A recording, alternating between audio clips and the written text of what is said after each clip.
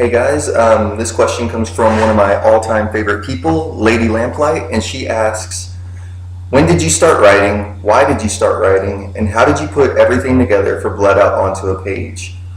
Um, Alright, this is just going to be a long rant. I hope somewhere along the way your question gets answered.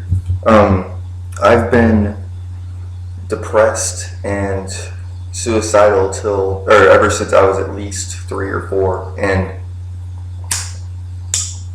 for various reasons, I was never really able to talk to people. So I kind of kept all of that shit inside. And whenever I was in 7th grade, I think it was, I had these horrible stomach pains where I would just curl up in tears and in the fetal position because it hurt so fucking bad. And I went to all these doctors and no one could figure out what was wrong with me. And then they finally decided that it was just all in my head. And my dad got really angry with me because he thought I was faking it for attention.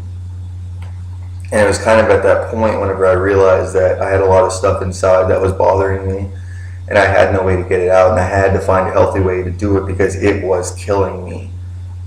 And then when I was 17, my senior year was the 3rd worst period of my life.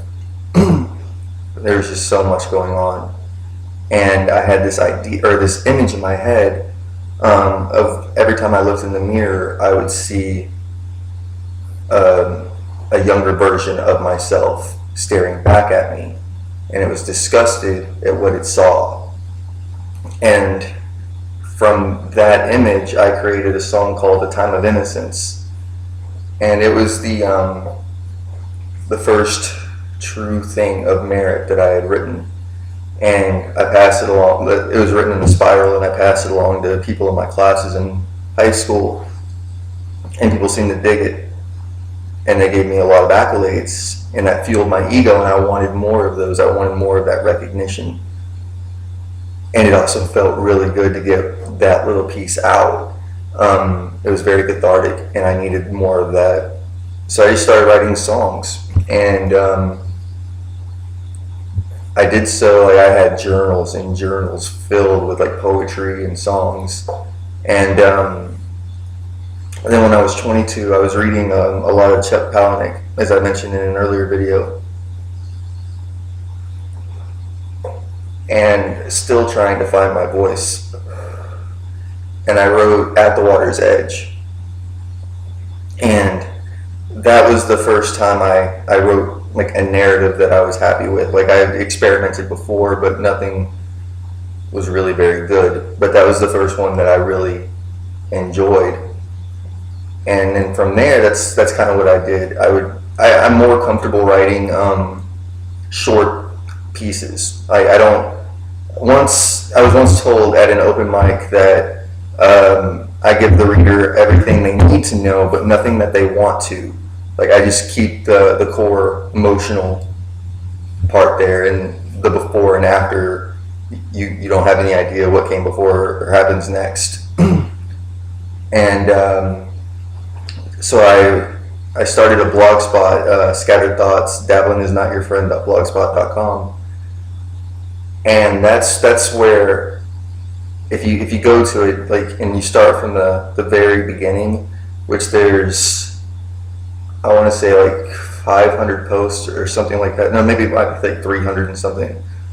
If you start at the very beginning and then work your way up, you can actually see how my writing has progressed. And I've always been kind of experimental. Like, I'm always trying something new, and I'd never really found an audience. So I've always been trying to come up with different ways to reach people. Most of them fell flat on their face, but they were pretty inventive, and I'm kind of proud of them. Bled Out onto a page is how I ended a piece of mine called Words, which I wrote in 2008, and I think it's on my blog, if you can look for it, or ask and I'll repost it. And the last lines were, "I want to be remembered for something, even if it is just a few words bled out onto a page." And that was the first time I shared that with people. But that line truly originates from a suicide note I had written a few years prior, and it's burned it's burned and taped to the last cover, or the back cover of Stave Execution. I'll post that sometime today. So basically what my Tumblr is, it's just a culmination of 10 years hard fucking work and the evolution of my craft.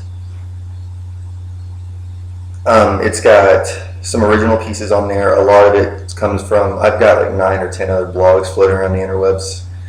So it started out as kind of a best of, because I've never worked on Tumblr. I was always on Blogspot.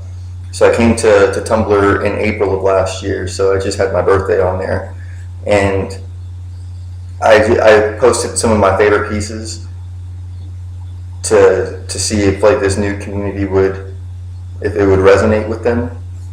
And then I started posting new pieces, and eventually here in the last couple of weeks I started taking pictures of handwritten items that you can find in the books of mine that aren't published, because I have no reason to dream. I could go on another video about that. Like, the story behind that is almost as good as the story within it.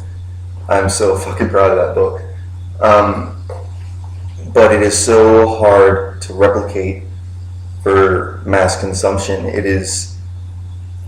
would be expensive and, quite frankly, damn near impossible to do. So I've started taking pictures of it and putting it on the blog, and that's kind of what's been getting me the most attention, because as long as I've been on here, I haven't really gotten too many followers. I haven't communicated with many people, but in the last week it's been a boom, and it's kind of sparked me again, because it's hard to get excited about my work if no one else is excited about it. I kind of thrive off that